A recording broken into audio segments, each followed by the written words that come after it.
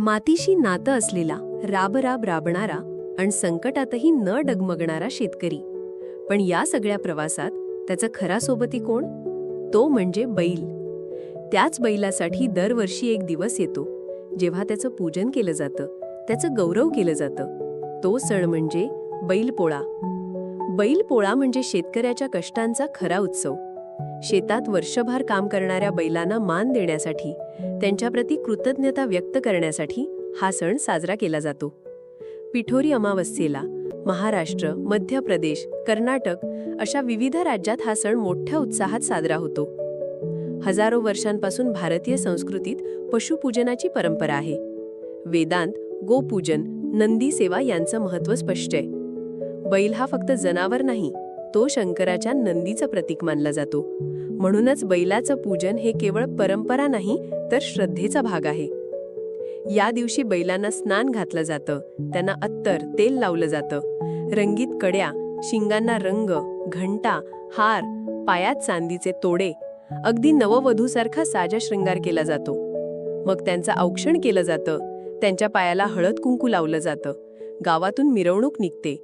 ढोल, ताशा, लेझीम, नाचगाणी, सारा गाव बैलांसाठी सजतो. लहान मुलांसाठी नागडं पोळं असतो. लाकडी बैलांची पूजा केली जाते. घराघरात पुरणपोळी, खीर, करंजा असा गोडधोड बेत असतो.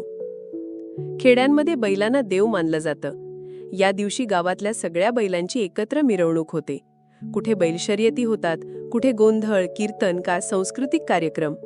शेतकरी आपल्या बैलाला आपल्या बाळासारखं सजवतो आणि त्याच्या डोळ्यात त्या बैलासाठी असलेलं प्रेम दिसतं. बैलपोळा म्हणजे नातं, माणसाचं आणि पशुचं. हा सण आपल्याला शिकवतो कष्ट करणाऱ्यांचं मनापासून आभार मानावेत. कारण हे बैल नसते तर शेत उगवलं नसतं, अन्न पिकलं नसतं. पोळा म्हणजे प्रेम, सेवा आणि कृतज्ञतेचा सण. होय, आज ट्रॅक्टर, यंत्र, ड्रोन यांचं युग आहे. शेतीही आता आधुनिक झाली आहे. पण तरीही गावोगावी अजूनही हजारो शेतकरी आपल्या बैलांवर अवलंबून आहेत. कारण बैल हा फक्त कामासाठी नसतो, तो एक विश्वासू सोबती असतो.